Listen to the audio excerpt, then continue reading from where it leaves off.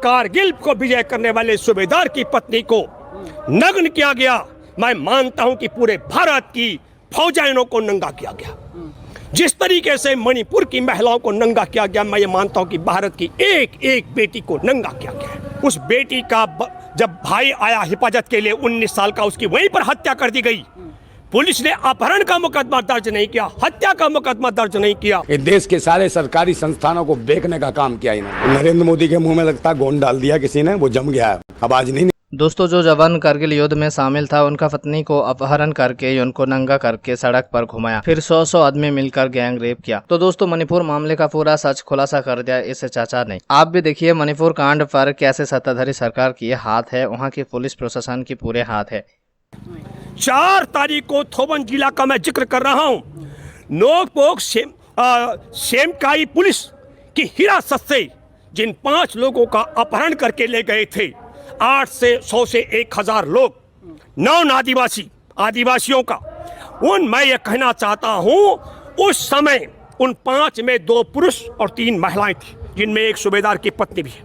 और तब पहला सवाल कि 4 मई को जब पुलिस हिरासत से उन्हें अपहरण करके छुड़ा के ले जाया गया, तो तब वहाँ की नोकपोक सेमकाई पुलिस ने और पुलिस फोर्स क्यों नहीं बुलाई उनको बचाने के लिए? पहला सवाल, ये बिना सरकार की सहमति के हो नहीं सकता है। दूसरी बात, पुलिस की हिरासत से ले जाने के बाद उस बेटी का जब भाई आया हिफाजत के लिए 19 साल का, उसकी वहीं पर हत्या कर दी गई। पुलिस ने अपहरण का मुकदमा दर्ज नहीं किया, हत्या का मुकदमा दर्ज नहीं किया। नग्न करके उन्हें घुमाया जा रहा था, परेड निकाली जा रही थी, उसको बचाव नहीं किया और फिर खेतों में ले जा करके गैंग रेप किया गया। पुलिस ने शिकायत दर्ज नहीं की। 21 जून को एफआईआर दर्ज होती है तो 49 दिन लगते हैं एफआईआर डबल इंजन की सरकार को मुकदमा दर्ज कराने के लिए। इसलिए मैं दावे के साथ मैं कह सकता हूँ, ये बिना मुख्यमंत्री के, बिना प्रधानमंत्री, बिना गृह मंत्री की इजाजत के हो नहीं सकता है, बिल्कुल नहीं हो सकता है ये। और आप समझ लो, उसके बाद 20 जुलाई को अगर हमारे देश का मुख्य न्यायाधीश धनंजय यशवंत चंद्रचूड़ ये नहीं कहते कि सरकार कुछ नहीं करेगी तो हम एक्शन लेने के लिए तैयार हैं, तो उससे पहले नरेंद्र मोदी मुंह नहीं खोल रहे थे। वही दोस्तों, मणिपुर में एक और वीडियो सामने आया है जहां पर देखा जा सकता है कि एक बीएसएफ जवान एक महिला को छेड़ रहे हैं। तो उसी को लेकर जब नंदा भाई राजपूत को मीडिया ने सवाल किया तो नंदा भाई राजपूत का क्या कहना है, आइए सुनते हैं। मणिपुर में एक और वीडियो वायरल हो रही है जिसमें एक बीएसएफ जवान जो है वो कहा जा रहा है तथाकथित तौर पर कि वो छेड़छाड़ करते हुए नजर आ रहे हैं एक महिला के साथ। तो इस पे काफी बवाल हो रहा है, इस पे आप क्या कहेंगे? कहां पर? मणिपुर में एक और वीडियो आया है जिसमें बीएसएफ जवान जो है वो किसी महिला के साथ छेड़खानी करते हुए नजर आ रहे हैं। देखिए, ये जवानों को बदनाम करने का काम किया गया है। भारतीय जनता पार्टी का यही काम है।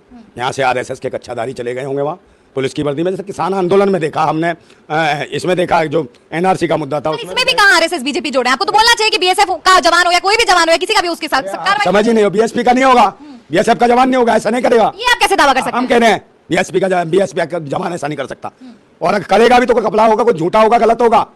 और अगर ऐसा है भी कोई तो उसको तुरंत गोली मार दो। चाहे देश का जज हो, कलेक्टर हो, आईपीएस हो, नेता हो, भूतने वाले को गोली से मरवा दो। अगर बहन बेटियों के साथ इस तरीके से इज्जत लूटता है तो समझे, जो हरकतें करता है उसको मरवाओ। को ऐसों को बर्दाश्त नहीं किया जाएगा भारत के अंदर, क्योंकि ये भारत माता है और स्त्रीलिंग है ये भारत माता, समझे। तो स्त्रीलिंग का मतलब क्या, जो देश की महिलाएं हैं वही भारत माता है। तो आपको लगता है संसद में जो मोदी जी है वो जवाब देंगे इस मणिपुर के पूरे घटनाक्रम में? क्योंकि उनका ट्वीट आया था कि कैपिटल पनिशमेंट यानी फांसी तक दे सकते हैं। हाँ, देखिए वो मन की बात कह सकते हैं, संसद में जवाब इनके बस की नहीं है, समझे। लोगों के मुंह में दही जमती है, नरेंद्र मोदी के मुंह में लगता है गोंद डाल दिया किसी ने, वो जम गया है, अब आज नहीं निकलेगी, समझे नहीं। वो डंका कहाँ पीटते हैं, बहनों और भाइयों, वह कहाँ डंका पीटते हैं? पूरी दुनिया में इसी चीज का डंका बजा दे। वो अंधभक्तो, सुन रहे हो तुम्हारा बाप क्या कहता है, डंका बजाता पूरी दुनिया में, और यहाँ भारत में रहकर तुम्हें दिखाई नहीं देता, आंखें फूट गई है। देखो वो अंधभक्तो, वो ढोंगी, वो नारंगी, मौसमी, वो आरएसएस के, वो आरएसएस वालों को भी शर्म नहीं आती, उन्हें भी नहीं दिखता बहन बेटो। एक शब्द, एक बयान नहीं दिया आरएसएस ने, बेशरम होने बात करते हैं हिंदू संस्कृति, भारत माता की, माँ भारती की। अब माँ भारती नहीं दिख रही है आरएसएस वालों। ये आरएसएस कौन है? ये राष्ट्रीय शोषण संघ है। आरएसएस का मतलब राष्ट्रीय शोषण संघ, राष्ट्रीय समलैंगिक संघ, राष्ट्रीय सांड संघ, ये समझे। वही आम आदमी पार्टी के संजय सिंह का बयान आया है। उन्होंने कहा है कि मणिपुर में हिंसा बीजेपी करा रहा है। ये हिंसा सरकार द्वारा प्रायोजित है, क्योंकि ये हिंसा भारतीय जनता पार्टी के द्वारा प्रायोजित है, इसलिए नहीं बोल रहे। के कारण वो चर्चा से भाग। वही बीजेपी छोड़ने के बाद बीजेपी प्रवक्ता विनोद शर्मा ने कहा है कि हमारे पीएम सोए हुए हैं, उनको हिम्मत नहीं है कि मणिपुर के सीएम बीरेंद्र सिंह को बर्खास्त करे।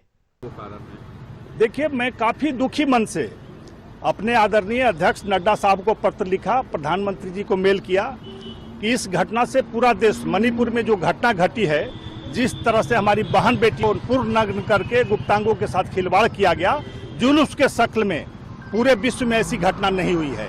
उसके बाद भी हमारे आदरणीय प्रधानमंत्री जी सोए हुए हैं, उनको हिम्मत नहीं है कि मुख्यमंत्री बीरेंद्र सिंह को बर्खास्त करें। हमारे आदरणीय चीफ जस्टिस ने भी उन्हें संकेत दिया, उनको भी बोलना पड़ा कि मैं कार्रवाई करूंगा, उसके बाद भी कार्रवाई करने के लिए वो हिम्मत नहीं जुटा पा रहे हैं। इससे शर्म की बात क्या होगी। भाजपा बेटी बचाओ और नारी सुरक्षा की बात करती है, हिंदू राष्ट्र की बात करती है, हिंदू सनातन की बात, राष्ट्रीय सनातन धर्म की बात करती है। क्या सनातन धर्म में है कि अपनी बहन बेटियों को सड़कों पर घुमाओ, भारतीय बेटियों को अपमान करो? तो हम इस अपमान को बर्दाश्त नहीं कर पाए और एक मानवता के कारण इसके खिलाफ मैंने आवाज उठाया। क्या आपने पार्टी आला कमान से कोशिश की थी बात करने की इस मुद्दे को लेकर? मैं दिल्ली गया, 5 दिन तक रहा, अभी लौटा हूँ। सबसे संपर्क किया, हमको कहा गया कि आप डिबेट इसके पक्ष में कीजिए। मैं कहा कि इस मुद्दे पर मैं पक्ष में नहीं बोल सकता, मैं नहीं गया। और इस मुद्दे को आने के बाद मैंने निर्णय लिया कि ये लोग कोई सुनने वाला नहीं, ये लोग सत्ता का लोभी है, सत्ता के लिए सारा काम करता है। ये लोग बहन बेटी और देशवासियों के लिए कोई इनको फिक्र नहीं है।